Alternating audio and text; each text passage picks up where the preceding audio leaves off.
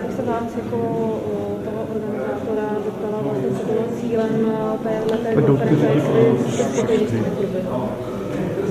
Cílem České konference 4. ročníku bylo předložením už konkrétnějších návrhů, opravdu návrhů záměrně, jakou možnou cestou bychom mohli společnými silami jít dál a pokusit se opravit to polámané kolečko, jak se slyšel v té písničce, které se nám tady v české zemi polámalo, takže je potřeba ho spravit. Takže to jsou návrhy, které zde byly předneseny, tak si myslím, že je to možná cesta. Myslíme si, že je to možná cesta a vzájemně vlastně s občanským sněmem bychom to chtěli dále prezentovat veřejnosti a vybídnout je k podpoře, ke sdílení těchto myšlenek a k té společné opravě.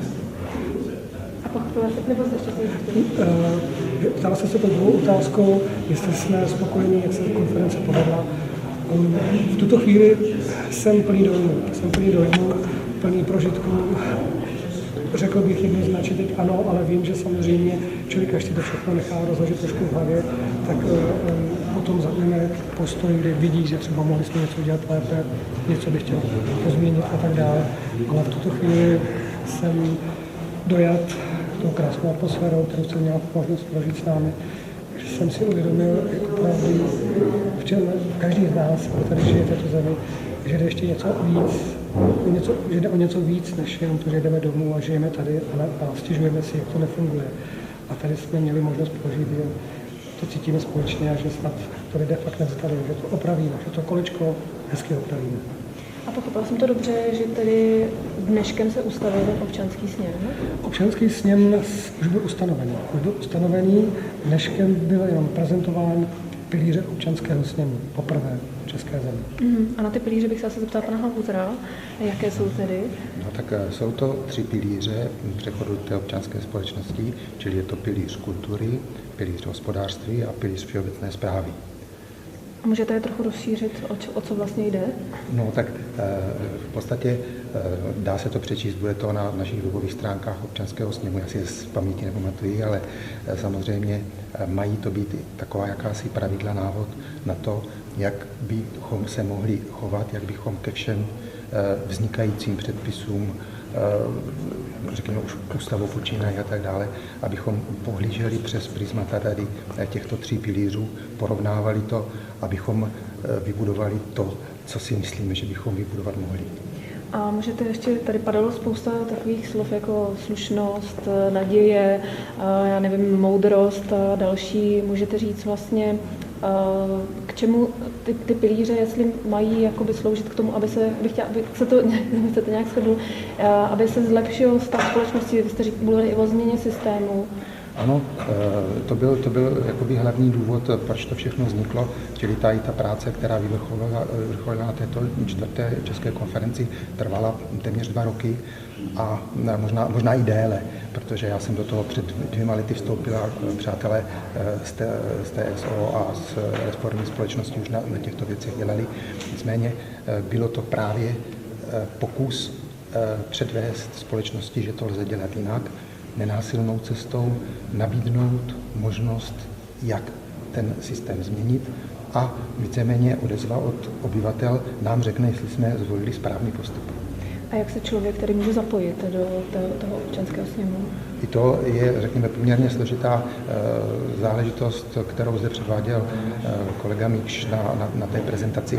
Tuto prezentaci jsme se právě teď dohodli, že pokud možná ještě dnes vystavíme na našich webových stránkách, aby si to každý mohl proklikat. A pokud bude mít zájem, pokud se vnitřně stotožní s těmito cíli, tak se může zapojit podle toho, jak bude chtít a cítit. Já bych se ještě zeptala, v podstatě budete mít někde nějaké centrum, nebo to bude jakoby jenom virtuální věc? A v tuto chvíli to samozřejmě budeme řešit přes internet. Věřím, že to rychle, snadné, nejvhodnější způsob, ale už s přáteli zvažujeme, že bychom udělali centrum v Praze, kde se nám nabídly, nebo jsou možnosti nějakých prostor, abychom mohli všechny zájemce přivítat v těchto prostorách a zároveň vlastně mohli osobně, přímo opravdu osobně z očí do očí si odpovědět na otázky a lidi přímo zapojovat nebo nabízet ty možnosti spolupráce, včetně těch kruhů, které se otvírají v občanském sněmu, ale zároveň také včetně spolupráce na dalších projektech České konference, protože těch projektů samozřejmě máme několik a tento projekt občanského sněmu, který je jeden z největších v tuto dobu, bude vlastně součástí i těch malých projektů, které budou následovat. Takže mohou se posluchači těšit na to, že budou centra, bude centrum v Praze a pak bychom chtěli regionální centra.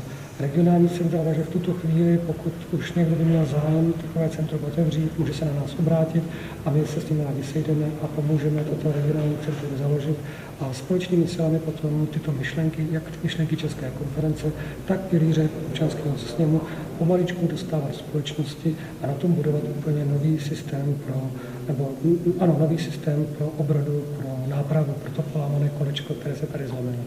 A ještě se zeptám, kolik máte teď členů vlastně? No, tak teď jste mi teda zaskočila, protože... Zhruba. Ten nejužší kruh České konference se skládá ze 4-5 lidí a pak ten další, ten mější kruh, tam už potom je to větší spolupráce, kteří nám pomáhají na samotné organizaci a další věci, které se týkají přímo České konference, když ji organizujeme.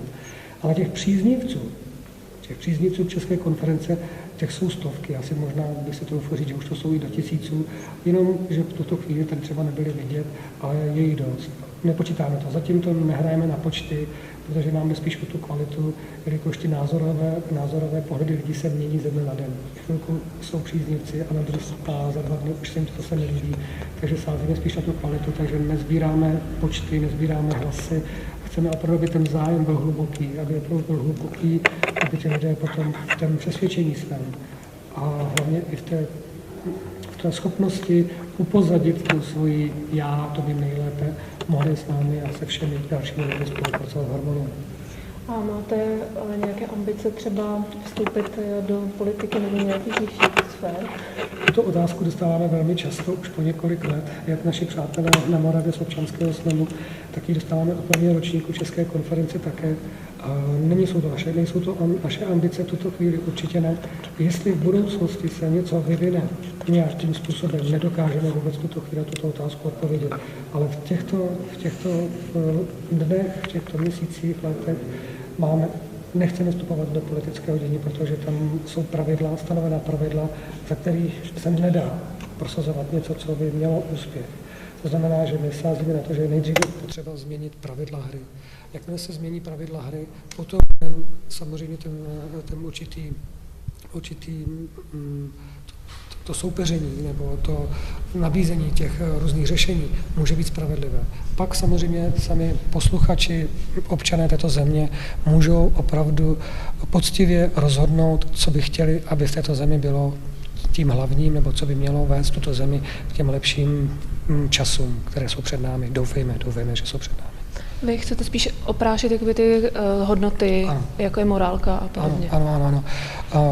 Často při těch setkáváních s různými osobnostmi naší země, můžu zmínit třeba pana Zdeňka Málera, který je jedním ze zakladatelů České konference a zároveň nás neustále inspiruje, tak často o těchto věcech mluvíme a on sám se zmiňuje o věcech, jako jsou nepsané zákonitosti, které by měly platit. A to je právě ta slušnost, to je určitá morálka, určitá vnitřní zábrana, že neuděláte nic zlého někomu, protože mu nechcete ublížit a zároveň se v tom odráží i to, nedělej druhým to, co nechceš, aby někdo dělal tobě.